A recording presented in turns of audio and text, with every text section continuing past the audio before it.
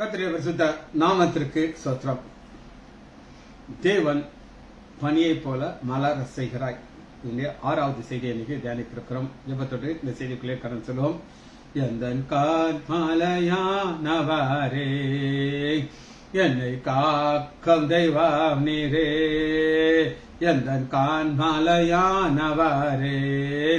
என்னை காக்கும் தெய்வம் நீரே. வல்லமை மாட்சிமை நிறைந்தவரே, மகிமைக்கு பாத்திரரே. வல்லமை மாட்சிமை நிறைந்தவரே, மகிமைக்கு பாத்திரரே.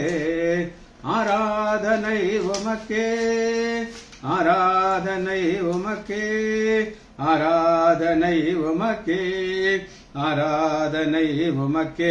உந்தன் சிறகுகளே நிழலில் என்றும் மகிழ செய்தீர். உந்தன் சிறகுகளே நிழலில் என்று மகிழ செய்தீர். தூயவரே என் துணையாளரே, துதிக்கு பாத்திரரே. தூயவரே என் துணையாளரே, துதிக்கு பாத்திரரே. ஆராதனை உமக்கே, ஆராதனை உமக்கே, ஆராதனை உமக்கே, ஆராதனை உமக்கே. எந்தன் பலவீன நேரங்களில் வாம் கிருபை தந்தீரையா. எந்தன் பலவீன நேரங்களில் வாம் கிருபை தந்தீரையா. இயேசு ராஜா என் பலனாயினீர், எதற்கும் பயமில்லையே. இயேசு ராஜா என் பலனாயினீர், எதற்கும் பயமில்லையே. உப்பாரா ரிவரா, உப்பாரா உபரா, ரிபாரா ரிவரா, விகாரா ரிகரா. எந்த உயிருள்ள நாட்களெல்லாம் உம்மை புகழ்ந்து பாடிடுவேன். எந்த உயிருள்ள நாட்களெல்லாம் உம்மை புகழ்ந்து பாடிடுவேன். ராஜா நீர் செய்த நன்மைகளை அந்நிய துதித்திடுவேன். ராஜா நீர் செய்த நன்மைகளை சொல்லியே துதித்திடுவேன். இயேசுவின் நாமத்தினாலே ஜெபங்கள் பிதாவே, ஆமென். கர்த்தருடைய பரிசுத்த நாமத்திற்கு ஸ்தோத்திரம். ஜானகி அம்மாள் பிரைசலார். நம்ம ஒரு செய்தியை தொடர் செய்தியாக தியானித்துக் கொண்டிருக்கிறோம். தேவன் ஒரு காரியத்தை செய்கிறார். என்ன காரியத்தை செய்கிறார் அப்படின்னு கேட்டீங்கன்னா, அவருடைய ஜனங்கள் மேல ஒரு பனியை போல மலர செய்கிறார். இந்த வசனம் ஓசியா 14வது அதிகாரம் 5வது வசனத்துல ஆண்டவர் ஒரு வாக்கு தத்தத்தை கொடுக்கிறார். எதுக்கு கொடுக்கிறார்? நான் இஸ்ரவேலுக்கு அல்ல, ஒரு கூட்டத்தாருக்கு மட்டும்தான், உலகத்தில் எல்லாருக்கும் கிடையாது, ஒரு கூட்டத்தார் இஸ்ரவேலுக்கு பனியை போல் இருப்பேன். அவர் பனியை போல் இருக்கும் பொழுது அவன் லீலி புஷ்பத்தை போல் மலருவான். இந்த லீலி புஷ்பம் என்ன செய்யும்னா ஒரு வாசனையை வீசும். வாசனை எங்க வீசும் அப்படின்னு கேட்டீங்கன்னா, உலகம் எங்கும் வீசப்படும். அதான் செய்தி. உலகம் எங்கும் ஆண்டவர் ஒரு பெரிய காரியத்தை செய்கிறார். அது யார்? அவருடைய பிள்ளைகளாகிய இஸ்ரவேல் ஜனத்திற்கு. அப்படி இருக்கும் பொழுது லிபனோன் மேல் வேரூன்றி நிற்பார். சரி, இதுதான் அன்னைக்கு நம்முடைய செய்தி. இன்னைக்கு இது நம்முடைய பொதுவான செய்தி. இன்னைக்கு நம்ம தியானிக்கக்கூடிய வசனம் ஏசாயா 27வது அதிகாரம் 6வது வசனம். ஏசாயா 27:6. யாக்கோபு. அங்க இஸ்ரவேல் பார்த்தோம், இங்க யாக்கோபு. யாக்கோபு வேர் பற்றி இஸ்ரவேல் பூ பூத்து உலகத்தை பலனினாலே நிரப்பும் நாட்கள் வரும். இதான் பணி ஆண்டவர் கொடுக்கிறார். இது ஒரு நபரில் ஆரம்பிக்குது. ஒரு நபர், அந்த நபருக்கு 2 பேர். ஒன்னு யாக்கோபு, இன்னொன்னு இஸ்ரவேல். யாக்கோபுங்கிறது அம்மா அப்பா வைத்த பெயர், கேரக்டர் வச்சு வந்த பெயர். அவனுடைய கேரக்டர் குணாதிசயம் என்ன? ஏமாத்துவான். யாரை ஏமாத்துவான்? யாருனாலும் ஏமாத்துவான். அப்படி ஒரு கேரக்டர். அவனுடைய வீட்டில் அவன் 2வது. நான் எப்பவுமே நினைப்பேன், நான் ஒரு யாக்கோபு. பெருமைக்காக இல்லை, இது உண்மை. நான் 2வது மோசமான கேரக்டரோடு இருந்த நான் யாக்கோபு. ஆண்டவனே மாத்தினார். இங்க எப்படி மாத்துறார் அப்படின்னு கேட்டீங்கன்னா, யாக்கோபு வேர் பற்றி இஸ்ரவேல் பூ காய்த்து, பூ அடுத்து காய்த்து உலகத்தின் பலனினாலே நிரப்பும் நாட்கள். இது நம்முடைய காலத்தில் உலகத்தை அதனுடைய பலன் அது என்னன்றதை நீங்க நம்ம தியானிக்க இருக்கிறோம். இது பணியாக வருகிற ஆண்டவர் ஒரு கூட்டமாகிய ஜனமாகிய இஸ்ரேல் மக்கள் மேல. சரி, இது நமக்கு தியானிக்க போகிறோம். இதுல ஃபர்ஸ்ட் நம்ம எப்படி பார்க்க போகிறோம் அப்படின்னு கேட்டீங்கன்னா, இந்த யாக்கோபுடைய வாழ்க்கையை நம்ம ஃபர்ஸ்ட் பார்க்க இருக்கிறோம். ஆதியாகமம் 28வது அதிகாரம் 11வது. ஆதியாகமம் 28:11. இந்த யாக்கோபுக்கு 100% பயம் இருக்குது. பயம் நிறைந்த ஒரு மனிதனை பார்க்கிறோம். அதாவது இவருக்கு என்ன பயம் இருக்குன்னா மரண பயம். என்ன மரண பயம் அப்படின்னு கேட்டீங்கன்னா, அண்ணன் சொல்றாரு 27வது அதிகாரம் 41வது வசனத்துல, ஆதியாகமம் 27:41, யாக்கோபு தன் தகப்பன் ஆசீர்வதித்த நிமித்தம் ஏசா யாக்கோபை பகைத்து உன்னை கொன்று போடுவேன். அப்ப யாக்கோபு அம்மாவுடைய ஆலோசனைப்படி ஓடுறார். எங்க ஓடுறார் அப்படின்னு கேட்டீங்கன்னா, வாசிப்போமா, 28வது அதிகாரம் 16வது வசனம். ரெண்டு கேரக்டர், ஆனா ஒரு நபர். யாக்கோபு இஸ்ரவேல். யாக்கோபு எத்தன், யாரனாலும் ஏமாத்திடுவான். அப்பா ஏமாத்திடுவான், எல்லாரும் ஏமாத்திடுவான். ஆனா மாமனார்ட்ட ஏமாந்துட்டான். அது நமக்கு அது தேவையில்லை, யாக்கோபு. ஆனா இந்த யாக்கோபுங்கிற கேரக்டர் பயத்தோடு படுத்திருக்கிற இடம் எதுனா ஒரு கல். இப்ப இவனுக்கு ஒரே ஒரு டைரக்ஷன் தான் தெரியும். அது என்னன்னா, நான் மாமா லாபான் வீட்டுக்கு போயிடணும், அங்க போனா உயிர் தப்பிடுவேன் அப்படின்னு சொல்லி. ஆனா ஆண்டவர் அங்க யாக்கோபு மேல ஒரு பிரியம் கொண்டு என்ன செய்யறாரு அப்படின்னு கேட்டீங்கன்னா, 12, அங்கே அவன் ஒரு சொப்பனத்தை கண்டான். ஒரு ஏணி பூமியிலே வைக்கப்பட்டிருந்தது, அது நுனி வானத்தை எட்டியிருந்தது. அதிலிருந்து தேவ தூதர்கள் ஏறுகள் இறங்குறார்கள். இதுதான் ஒரு தரிசனம். இதுக்காக ஆண்டவர் தரிசனத்தை கொடுக்கிறார் அப்படின்னு கேட்டீங்கன்னா, யாக்கோபு, நான் உன் தேவன், நான் யார் அப்படின்னு நீ கேட்டேன்னா 13வது வசனம், அதற்கு மேலாக கர்த்தர் என்று, நான் உன் தகப்பனாகிய ஆபிரகாமின் தேவன், ஈசாக்கின் தேவனாக்கிற நான், நீ படுத்திருக்கிற பூமியை உனக்கும் சந்ததிக்கும் தருவேங்கிறேன். இப்ப முக்கியமான கான்செப்ட் என்னன்னா, இப்ப இதெல்லாம் நமக்கு ஒரு முக்கியமே கிடையாது. முதல் உயிர் தப்பிக்கிறப்பா, என் அண்ணன் ஏசா வந்தா என்னை காலி பண்ணிடுவான். இப்படி பயம் நிறைந்திருக்கிற ஒரு மனிதனுக்கு ஆண்டவர் கொடுக்கிற வாக்குத்தத்தம் என்ன அப்படின்னு கேட்டீங்கன்னா, இதுதான் இப்படி கீ வார்த்தை. ஏசாயா 27வது அதிகாரம் 6வது வசனம், எந்த யாக்கோபு பயத்தோடு ஒரு கல்லுக்கீழ படுத்திருக்கானோ அவனுக்கு ஆண்டவர் கொடுக்கிற வாக்குத்தத்தம் என்ன அப்படின்னு கேட்டீங்கன்னா, வேர் பற்றி பயம்போது ஆடிட்டான், உயிரே போயிடும். இஸ்ரவேல் பூ காய்த்து உலகத்தை பலனினாலே நிரப்பும். உலகம் முழுவதும் நீ பரம். இது என்ன பலன்? ரிவார்டு கிடையாதுங்க, தன்னுடைய வல்லமை. இப்ப ஆண்டவர் என்ன செய்றார் அப்படின்னு கேட்டீங்கன்னா, இப்ப அந்த பயம் போறதற்கு என்ன தேவை அப்படின்னு கேட்டீங்கன்னா, ஆதியாகமம் 28வது அதிகாரம் 17வது வசனத்துக்கு வாங்க. அவன் பயந்து பாருங்க. 16வது வசனம், யாக்கோபு நித்திரை தெளிந்த பொழுது கர்த்தர் இந்த ஸ்தலத்தில் இருக்கிறார், இதை நான் அறியாது. இது ஒரு ரெவரண்ட் அப்படின்னு சொல்லுவாங்க இங்கிலீஷ்ல. முதல்ல ஒரு பயம் இருந்துச்சு, அண்ணனை குறித்த பயம், கொண்டு விடுவாங்க. அது வேற பயம், இது தேவ பயம். முதல் இந்த தேவ பயம் அவனுக்கு கிடையாது. ஆனா எப்ப யாக்கோபு ஆண்டவர் இடைப்படுகிறார், இதைத்தான் நான் சொல்றேன். இடைப்படுகிறார் என்ன அர்த்தம்? உங்க வாழ்க்கையில ஆண்டவர் இடைப்படுகிறார். எதற்காக இடைப்படுகிறார் அப்படின்னு கேட்டீங்கன்னா, அதுக்கு தான் மேட்டர் பார்க்கணும்.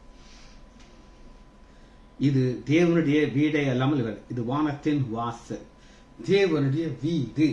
இப்ப நம்ம ஒரு வீட்டுல இருந்தா நமக்கு பயம் இருக்குமா? இருக்காது. அதாங்க ஆண்டவர் ஒரு பெரிய ஒரு வாக்குத்தத்தத்தை கொடுக்கிறார். ஆனா அந்த வாக்குத்தத்தத்தை யாருக்கு கொடுப்பார் அப்படின்னு கேட்டீங்கன்னா, இஸ்ரவேல். யாக்கோபுக்கு அது கிடையாது. சரி, அடுத்து பார்ப்போம். 31வது அதிகாரம் 21வது வசனத்தை வாசி. ஆதியாகமம் 31:21. இப்படி அவன் தனக்கு உண்டானவர்கள்லாம் எடுத்துக்கொண்டு ஆற்றை கடந்து கீலேத்து மலைக்கு ஓடி போனான். லாபான் இவரை துரத்திக்கிட்டு வர்றான். இப்ப ஏற்கனவே ஒரு ஆளுக்கு பயந்து ஓடிட்டு இருந்தார். அது அண்ணன் ஏசா. இப்ப மாமனார் ஏன் துரத்துக்கிறாருன்னா, மாமனார் என்ன நினைக்கிறான்னு ஏமாத்தி எல்லாத்தையும் பிடிக்கிட்டான் அப்படின்னு சொல்லி. ஆனா அது உண்மை கிடையாது. ஆனா ஆண்டவர் என்ன செய்யறாரு அப்படின்னு கேட்டாங்க. 24வது வசனம், அன்று ராத்திரி தேவன் சீரியா தேசத்தினாகிய லாபானுக்கு சொப்பனத்திலே தோன்றி. ஆண்டவர் ஒரு மனிதனை ஆசீர்வதிக்கணும்னு முடிவு பண்ணிட்டார்னா ஃபர்ஸ்ட் ஒரு ரெவரண்ட் கொடுப்பார், வெளிப்பார். இப்ப நீ இருக்கிற இடம் சாதாரண கிடையாது, இது என்னுடைய வீடு, நீ என் வீட்டுக்குள்ள நான் வச்சிருக்கிறேன், நீ பாதுகாப்பு. ரெண்டாவது எப்படி பாதுகாப்பு கொடுப்பார் அப்படின்னு நீங்க கேட்டீங்கன்னா, நீ நன்மை என்று தீமை என்று பேச எச்சரிக்கை, பி கேர்ஃபுல். நல்லா யோசிச்சு பாருங்களேன். அந்த லாபானுடைய கண்டிஷன் எப்படி இருந்து நினைக்கிறீங்க? அப்படின்னு நடுங்கி இருப்பான். என்னையா என் மாப்பிள்ள என் பிள்ளைகளோட ஓடி போறான், ஆண்டவர் சொல்றாரு வாயை திறந்து நீ பேசாத அப்படின்னு சொல்லி. இது தேவன் கொடுக்கிற ஒரு பெரிய ஒரு பாதுகாப்பு. சரி, இப்ப அடுத்து ஆண்டவர் அவனை என்ன செய்யறான்னா ஆசீர்வதிக்கிறார். எப்படி ஆசீர்வதிக்கிறார் அப்படின்னு கேட்டீங்கன்னா, ஆதியாகமம் 32வது அதிகாரம் 10வது வசனம். இப்ப ஒரு பயம் வருது. ஆண்டவர்கிட்ட தன்னுடைய வாழ்க்கையினுடைய லெவலை காட்டுற. இப்படித்தான் ஆண்டவரே நான் சொல்றேன், அடியேன் தேவன் காண்பித்த எல்லா தயவுக்கும் என் சத்தியத்திற்கும் நான் எவனும் பாத்திரன் அல்ல. நான் ஒரு கோலும் கையுமாக இந்த யோர்தனை கடந்து போனேன். இப்பொழுது 2 பரிவாரத்தோடு இருக்கும். இதை நான் வாசிக்கும் போது நான் எப்பவுமே என்னுடைய தகப்பனார் டாக்டர் ஹெச் லைசாண்டர் பத்தி தான் நினைப்பேன். என் தகப்பனார் பல முறை உங்களுக்கு என்ன சொல்லுவார் அப்படின்னு கேட்டீங்கன்னா, டே அப்பா இந்த ஊருக்கு வரும்போது ஒரு சைக்கிளோட தான் வந்தேன்டா, என்கிட்ட ஒண்ணுமே கிடையாது அப்படின்னு சொல்லுவார். நீங்க நாங்க சொல்ல முடியுமா? இங்க யாக்கோபுக்கு 2 பரிவாரங்கிறாரு, எங்களை என்ற அற்புதமா ஆச்சரிச்சிருக்கிறார். நான் சொல்லுவேன், நாங்க இதுக்குமே நம்ம வாயை திறக்க கூடாது. ஆண்டவருக்கு சோஸ்திரம் சோஸ்திரம் சோஸ்திரம் சொல்றத தவிர நம்ம இதுவே சேர்க்கணும். காரணம் இப்படிதான் ஆண்டவர் ஆசீர்வதிப்பார். ஃபர்ஸ்ட் ஒரு வெளிப்பாடு, நீ இருக்கிற இடம் தேவனுடைய வீடு.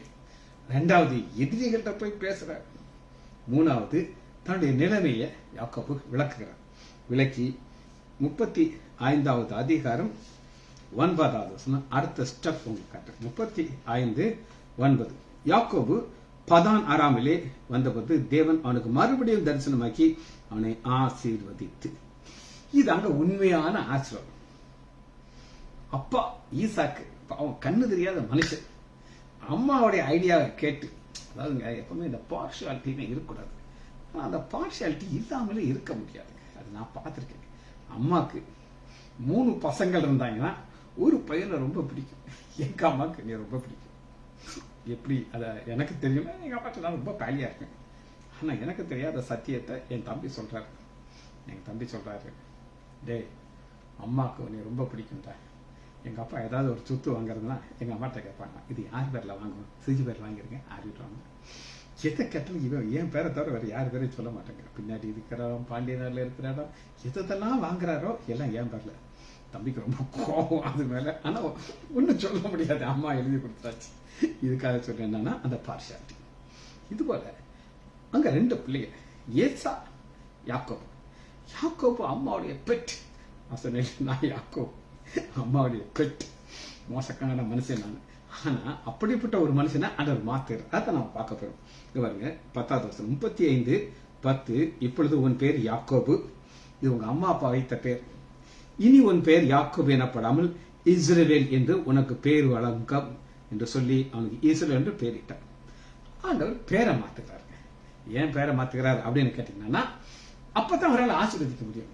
இந்த இஸ்ரவேல்ங்கிற பேருக்குள்ள என்ன ஆசீர்வாதம் இருக்கு அப்படின்னு கேட்டீங்கன்னா, 11வது வசனம், பின்பு தேவன் அவனை நோக்கி, நீ சர்வ வல்லமையுள்ள தேவன், நான் சர்வ வல்லமையுள்ள, நீ பலுகி பெருகுவாயாக, ஒரு ஜாதியும் பற்பல ஜாதிகளும் உன்னிடத்தில் பிறக்கும், ராஜாக்கள் உன்னிடத்திலிருந்து பிறப்பாங்க. ராஜாக்கள், இந்த ராஜாக்கள் யார்கிட்ட பிறப்பாங்க அப்படின்னு கேட்டீங்கன்னா, வாசிப்போமா ஏசாயா 27வது அதிகாரம் 11வது வசனம். 27:11. அதன் கொப்புகள் உலர்ந்து போகும், ஸ்திரீகள் வந்து அவைகளை கொளுத்துவார்கள்.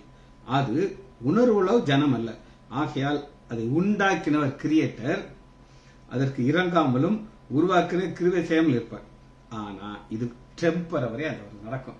ஆனா ஆண்டோடைய நோக்கம் ஒரு பொழுதும் முடிவுக்கே வராது. சரி, யார் அந்த சந்ததியிலிருந்து வந்தாங்க ராஜாங்கிறத மட்டும் நம்ம அன்னைக்கு பார்க்க இருக்கிறோம். வாசிப்போமா? அந்த சந்ததியிலிருந்து யார் வந்தாங்கன்னா ராஜாக்கள்.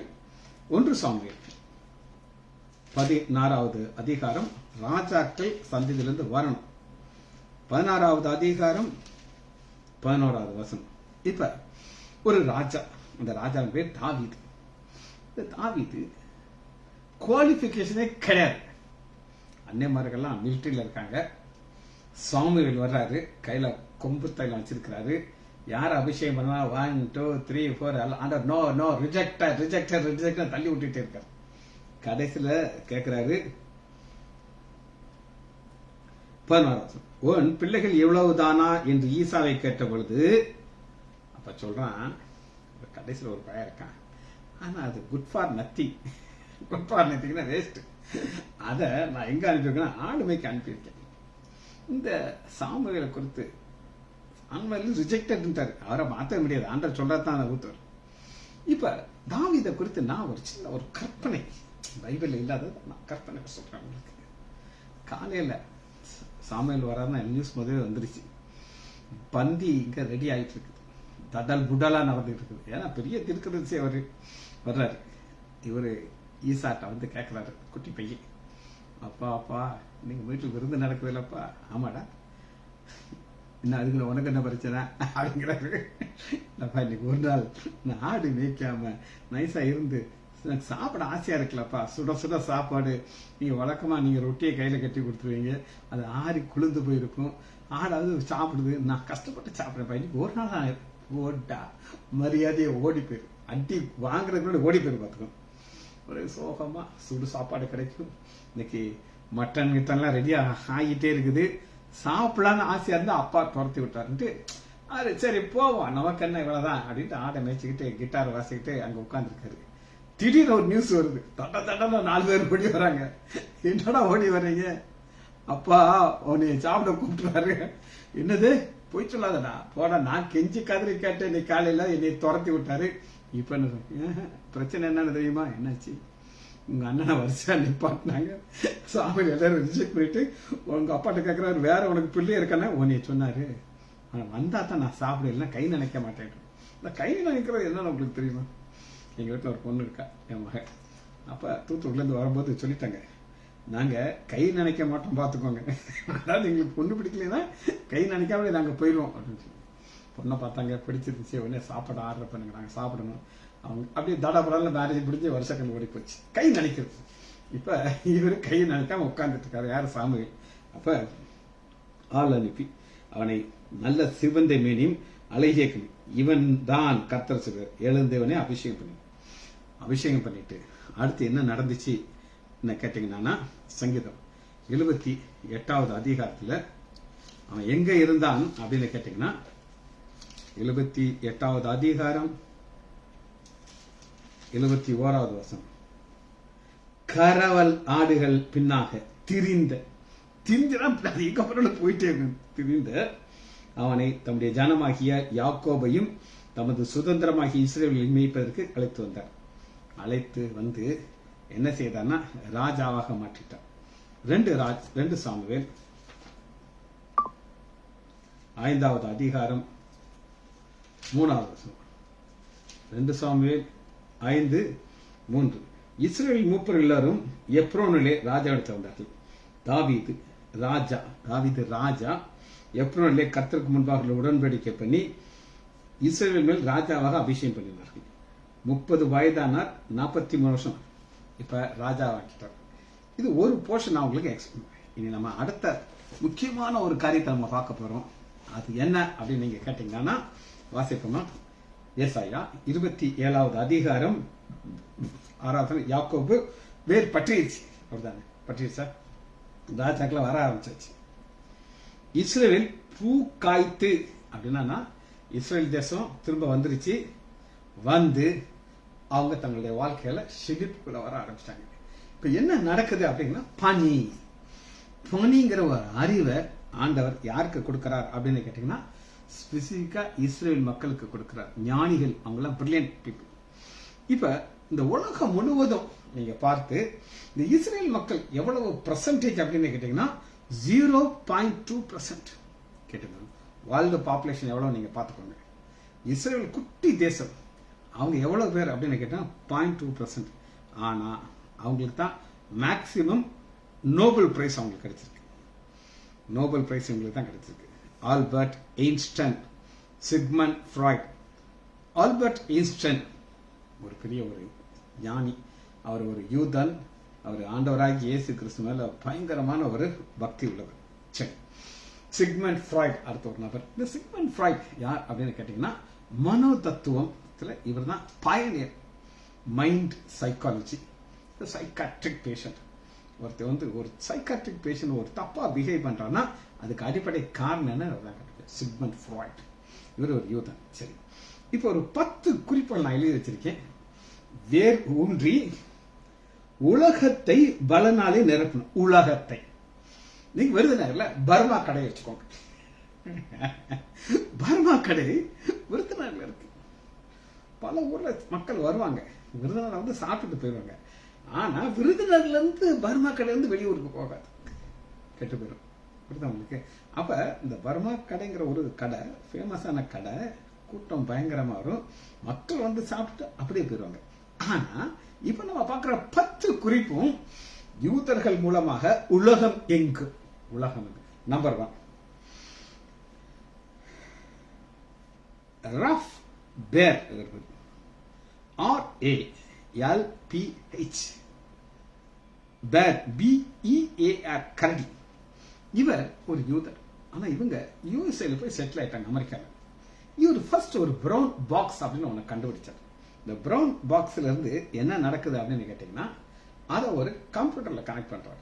டிவி கனெக்ட் பண்ணி 2 புள்ளி இப்படி கொண்டாரு. இங்க ஒரு புள்ளி, இப்படி ஒரு புள்ளி, இது சந்திக்கிறாப்ல. இதுதான் ஃபர்ஸ்ட் அவர் கண்டுபிடிச்சார். இதுல இருந்து அவர் என்ன கண்டுபிடிச்சா வீடியோ கேம். இன்னைக்கு வீடியோ கேம் விளையாடாத ஆளே கிடையாது. நான் விளையாட மாட்டேன், எனக்கு அது தெரியாது. ஆனா இந்த வீடியோ கேம்னு சொல்லி அது எவ்வளவோ பாப்புலர் ஆயிடுச்சு. என்னுடைய சொந்தக்கார பையன் ஒருத்தன், அவன் இந்த வீடியோ கேமுக்கு அடிமை. +2 முடிச்சான். அவங்க அப்பா அம்மா அவனை எப்படியாவது டாக்டர் ஆகணும்னு ரொம்ப ஆசை, ரொம்ப ஆசை. ஆனா அந்த வீடியோ கேம் விளையாண்டு நீட்டுக்கு படிக்கிறதுக்குள்ள கொஞ்சம் படிச்சுட்டு விளையாண்டுட்டு இருப்பான். அவனுக்கு மார்க் குறைஞ்சிச்சு. இன்னைக்கு அவனுக்கு டாக்டர் ஆக முடியல. அப்படி அதனுடைய நெகட்டிவ் பாயிண்ட் இருக்குது. ஆனா அந்த வீடியோ கேம் இன்னைக்கு உலகத்துல பாப்புலரான ஒன்றை கண்டுபிடிச்சது ஒரு யூதன். அவருடைய பேரு Ralph, RALPH, Bear, BEAR. Number 1. Number 2, ஒரு யூதன். இந்த யூதனுடைய பெயர் என்ன அப்படின்னு கேட்டீங்கன்னா ஹான்ஸ், HANS, ஹான்ஸ். அடுத்து Gold, GOLD, Gold. Schmidt, SCHMIDT, HAN, ஹாஸ். Gold, GOLD, SCHMIDT. இவர் ஒரு கெமிக்கல் இன்ஜினியர். இவர் ஒரு கண்டுபிடிச்சது என்ன அப்படின்னா ஸ்டெயின்லெஸ் ஸ்டீல், துருப்பிடிக்காத ஒரு மெட்டல்.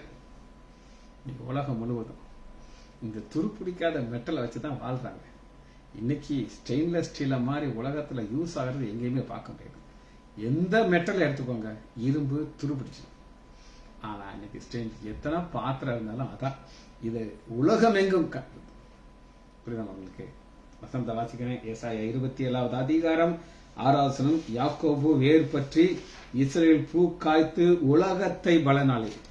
ஓல்டு உலகமும் இதை அனுபவிக்குது. சரி, 3வது ஒரு காரியத்தை பார்க்கிறேன். ஸ்டான் லீ, STAN, ஸ்டான் லீ, LEE, ப்ரூஸ் லீமர், ஸ்டான் லீ. இவர் ஒரு காமிக் கேரக்டர் கண்டுபிடிச்சார், ஸ்பைடர்மேன். உங்களுக்கு எல்லாருக்கும் ஸ்பைடர்மேன் நீங்க பார்த்துருப்பீங்க, சினிமா வந்துச்சு. இது என்ன அடிப்படை, இது எதுல அவர் செய்தார் அப்படின்னு அவரை சொல்லியிருக்காருன்னா ஹோலோகாஸ்ட். இந்த ஹோலோகாஸ்ட் அடிமையை வைத்தார்கள். ஹிட்லர் லட்சக்கணக்கான மக்களை கொலை செய்தான். அதுல அவருக்கு வந்து நிறைய ஒரு வருத்தத்துல இந்த ஸ்பைடர்மேன் அப்படின்னு ஒரு கேரக்டர் கண்டுபிடிச்சார்.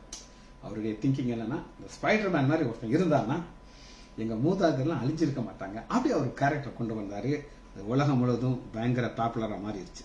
சரி, அடுத்து 4வது பால் ஜோல், PAUL, பால். நம்ம பால்.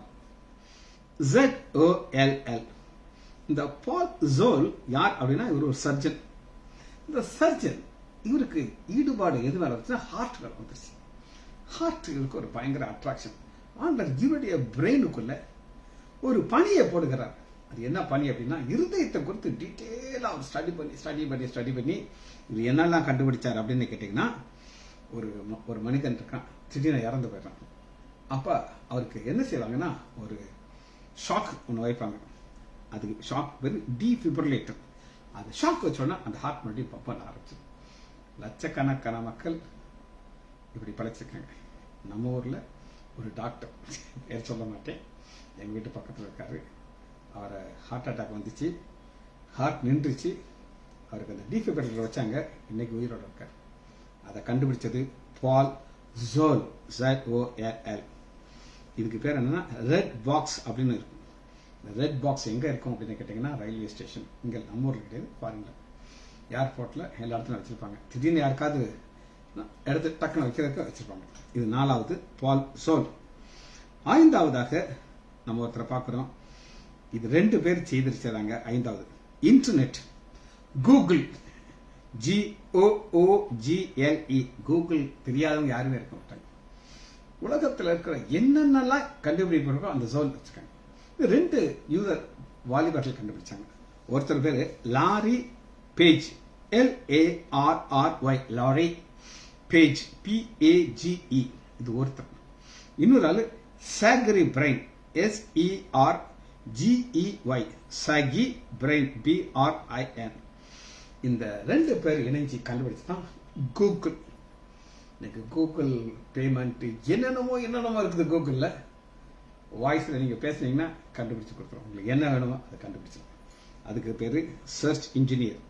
ரைட். 6வதாக ஒரு இவரை நீங்க யாருமே மறக்க முடியாது. ஏன் அப்படின்னு கேட்டீங்கன்னா, பால் பென் கண்டுபிடிச்சது இவருங்க. Ball pen. அதுவரை என்ன இருந்துச்சுன்னா ஒரு பேனா இருக்கும், இங்கு ஊத்தணும், அடைக்கணும். அதுக்கப்புறம் பைலட் பென்னு வந்துச்சு. அப்படி பிங்க் பார்ட்டிகுலர் 2 அமுக்குனா அப்படி சக் பண்ணி உள்ள வந்துடும். இதெல்லாத்தையும் தூர போடுறாப்புல பால் பென் வந்துருச்சு. இவருடைய பேர் என்னன்னு கேட்டீங்கன்னா LASZLO, லிஸ்லோ BRIRO, பிரையோ. இவர் ஒரு ஜேர்னலிஸ்ட். தெரியுமா உங்களுக்கு? ஒரு ரிப்போர்ட் எழுதுவார் உலகத்தில் நடக்கிறது. அது பிரிண்ட் ஆகி வெளியே வரும். அந்த பிரிண்டிங் ஆபீஸ்னா அவருடைய டைம் 3/4 நேரம் இருக்கும். இவருடைய மூளையில ஆண்டவர் ஒரு பணியை போத்துறாரு. அந்த பணி என்ன சொல்லுது அப்படின்னு கேட்டீங்கன்னா, ஏய்யா இந்த இங்கு மட்டும் ஒரு வித்தியாசமா இருக்கு. அவங்க அந்த பிரிண்டிங் கொலான்னு இருக்கும். அதை பிரிண்ட் ஆகி வெளியே வந்தா காஞ்சிரும். இவர் நினைச்சாரு, இது ஒரு நம்ம பைப்ல ஊத்தி முன்னாடி ஒரு பாலை வச்சு எழுதுனா அந்த ஃப்ளோ நல்லா வருமேன்ட்டு இதே மாதிரி ஒரு பால் ஒன்று கண்டுபிடிக்கிறாரு. ஒரு குட்டி டியூபுக்குள்ள வைக்கிறாரு. அதான் பால் பென். இந்த பால் பென் உலகம் முழுவதும் போய் ஒரு கம்பெனி அவர் ஆரம்பிச்சாரு. அந்த கம்பெனி பேரு BIC. இவருடைய பேரு BIRO, அதை மாத்தி BIC. இது பால் பென் கம்பெனி. இன்னைக்கு அந்த கம்பெனி தான் நம்பர் 1 பாப்புலர் கம்பெனி. 120 பில்லியன் இது உலகம் எங்கிக்குது. அந்த மக்கள் பால் பென் அப்படின்னு சொல்ல மாட்டாங்களா? எப்படி சொல்லுவாங்கன்னா பிரையோ பென் அப்படின்னு. ஏன்னா அவர் பேர் பிரையோ. அப்ப அவர் பேரை வைத்து பால் பென் உலகம் எங்கும். நல்லா கேட்டுக்கோங்க. திரும்ப வசனத்தை உங்களுக்கு சொல்றேன். ஏசாயா 27வது அதிகாரம் 6வது வசனம். யாக்கோபு வேர் பற்றி, யாக்கோபு இஸ்ரவேல் பெயர் பற்றி, இஸ்ரவேல் பூத்து காய்த்து உலகத்தை வளநாளில், உலகத்தை நம்ம ball pen, stainless steel, heart surgery, heart உள்ளது எல்லாமே உலகம் எங்கும், ஒரு ஊர் கிடையாது. சரி, இது 6வது. 7வதாக இஸ்ரவேல் தேசத்துக்கும் மற்ற இடத்திற்கும் அவங்க இன்னும் ஒரு அரிய கண்டுபிடிப்பை கொடுத்தாங்க. அதுக்கு என்ன? சொட்டு நீர் பாசனம், சொட்டு நீர் பாசனம், ட்ரிப் இரிகேஷன். இந்த ட்ரிப் இரிகேஷன் உலகத்திலேயே ஃபர்ஸ்ட் கண்டுபிடிச்சது ஒரு யூதன். கண்டுபிடிச்சு எந்தெந்த இடமெல்லாம் ஒரு பாலைவனமா இருக்குதோ அதெல்லாம் சோலைவனமா மாற்றுவாங்க. அவங்களுக்கு முந்தின செய்தியில் நான் உங்களுக்கு சொன்னேன். அதெல்லாம் டீட்டெயிலாக நான் கொடுத்துருக்கேன். ஆனா அதை கண்டுபிடித்தது ஒரு யூதன். சரி, அதாவது 10 மில்லியன் ஹெக்டேர் உலகம் முழுவதும் 10 மில்லியன் ஹெக்டேர் பாலைவனத்தை அவங்க சோலைவனமா மாத்திருக்காங்க. சரி, இந்த 7வது 8வது டெடி பேர். அவங்களுக்கு எத்தனை பேருக்கு டெடி பேர் தெரியும்னு அவங்களுக்கு தெரியல. இந்த டெடி பேர் ஒரு பொம்மை, ஒரு கரடி பொம்மை. இது எப்படி அவருக்கு அந்த ஐடியா வந்துச்சு அப்படின்னு கேட்டீங்கன்னா, ரஷ்யால ஒரு ஒரு டெடி பேர், ஒரு ஒரு ஒரு கரடி ஒரு சேட்டை பண்ணிட்டு இருந்திருக்கு. அதை கொஞ்சம் பேர் பிடிச்சு ஒரு மரத்தில் கட்டி வச்சுட்டு ஒரு ஹண்டர்னு யாரு, இந்த வேட்டையாடுறவங்க கூட்டு வந்து, ஐயா நீங்க இந்த கரடியை சுட்டு கொல்லணும், உங்கள்ட்ட தான் துப்பாக்கி இருக்கு அப்படின்னு இருக்காங்க. இவர் வந்து பார்த்துருக்காரு, ரொம்ப பாம்போல இருந்திருக்கு, அப்படியே சோகமா இருக்கு, அப்படி மூச்சுட்டு இருக்கு. சொல்றாரு, இல்லப்பா என்னால் அந்த கரடியை கொல்ல முடியும், பாம்போல இருக்குது அப்படின்னு சொல்லிட்டு இருக்கு. அதை அவுத்து விட்டாங்க. இவர் அந்த கரடியை வீட்டுக்கு கூட்டிட்டு வந்தாரா. அதை பார்த்துட்டு இவர் அது ஒரு பொம்மை செஞ்சிருக்காரு. அந்த பொம்மைக்கு பேரு டெடி பேர். இன்னைக்கு உலகத்துல ரஷ்யாவில் ஆரம்பிச்சு இவங்க ஐடியல் அப்படின்னு ஒரு டாய் கடை வச்சு உலகம் எங்கும் இன்னைக்கு டெடி பேர் இல்லாத ஒரு கடையே இருக்காது. சரி, இது 8வது டெடி பேர். 9வது polio vaccine. 1950 JONAS Jonas Salk, SALK Jonas Salk, ஒரு யூத விஞ்ஞானி. இவர் கண்டுபிடிச்சதான் போலியோ சொட்டு மருந்து. எங்க காலத்துல, எங்களுக்கு முந்தின காலத்துல இந்த லட்சக்கணக்கான குழந்தைகள் இந்த போலியோல அவசியப்படும். கால்கள் பேரலைஸ் ஆயிடும், தவந்து தான் நடப்பாங்க. நாங்க எத்தனையோ சர்ஜரி நாங்க பண்ணியிருக்கோம். போலியோ ரீகன்ஸ்ட்ரக்டிவ் சர்ஜரின்னு காலில் காலிபர்ஸ் மாட்டி கையை அப்படி கிரச்சஸ் வச்சு நடக்கும்போது பாவமா இருக்கும். அவங்க கஷ்டப்பட்டு நடப்பாங்க. அந்த குழந்தை எவ்வளோ பிரில்லியண்டா இருக்கும். ஆனா அதெல்லாம் நம்மளால நடக்க முடியாது. ஆனா இந்த போலியோ வேக்சின் போட்டு இப்ப உலகம் எங்கும் நீங்க பாத்தீங்கன்னா, ஒரு உலகம் எங்கும் 30 கேஸ் தான் கண்டுபிடிச்சிருக்காங்க. யோசிச்சு பாருங்க, உலகத்தை முழுவதும் அழிச்ச ஒன்று. இவர் எவ்வளவு ஒரு நல்ல மனிதன்னா, இதுக்கு எனக்கு எந்த ராயல்ட்டியும் தேவையில்லை. மனிதர்களுடைய நான் காப்பாத்துறதுக்கு இதை நான் ஃப்ரீயா கொடுக்குறேன், எந்த பேட்டர்ன் வாங்காம அதை கொடுத்தார். அதனால உலகம் அங்கம் இப்படி போச்சு. அடுத்து கடைசியாக ஒரு நபரை பத்தி நான் சொல்றேன். அவர் ஒரு ஐடியா வந்துச்சு. என்னன்னா, வி ட்ரஸ்ட் இன் காட் அப்படின்னு ஒரு லெட்டரை கண்டுபிடிச்சு அதை டாலர் அதில் பிரிண்ட் பண்றதுக்கு ஏற்பாடு பண்ணார். அவருடைய அறிவு, ஆண்டவர் கொடுத்த ஞானம் எங்களுக்கு இருந்தனாலதான் இதுன்னு சொல்லி we in God we trust, இது டாலர்ல இருக்குது. இது எல்லாத்தையும் நம்ம பார்க்கறதுக்கு ஒரே ஒரு காரணம் இந்த வசனம் தான். ஆண்டவர் பனியை போல ஒரு குற்றத்தார் மேல இறங்குறாரு. ஏசாயா 27வது அதிகாரம் 6வது வசனம், யாக்கோபு வேர் பற்றி இஸ்ரேல் பூ பூத்து காய்த்து உலகத்தை வளனாலே நிரப்பும் நாட்கள் வரும், அது நம்முடைய காலம். ஜெபிச்சு படிப்போமா? மகா இரக்கமும் கிருபையும் உள்ள பிதாவே, உம்மை துதிக்கிறோம் ஐயா. நீர் பனியை போல இறங்கி ஒரு குற்றத்தாரை ஆசீர்வதித்து அவருடைய ஞானத்தினாலே உலகம் முழுவதும் பழங்கி கொடுக்கிறதுக்காக நன்றி ராஜா. பிள்ளைகள் ஒவ்வொருவரையும் என் ஆண்டவராகிய இயேசு கிறிஸ்துவின் நாமத்தினாலே ஆசீர்வதிக்கிறேன். இயேசுவின் நாமத்தினாலே ஜெபங்கள் பிதாவே. ஆமேன், ஆமேன், ஆமேன்.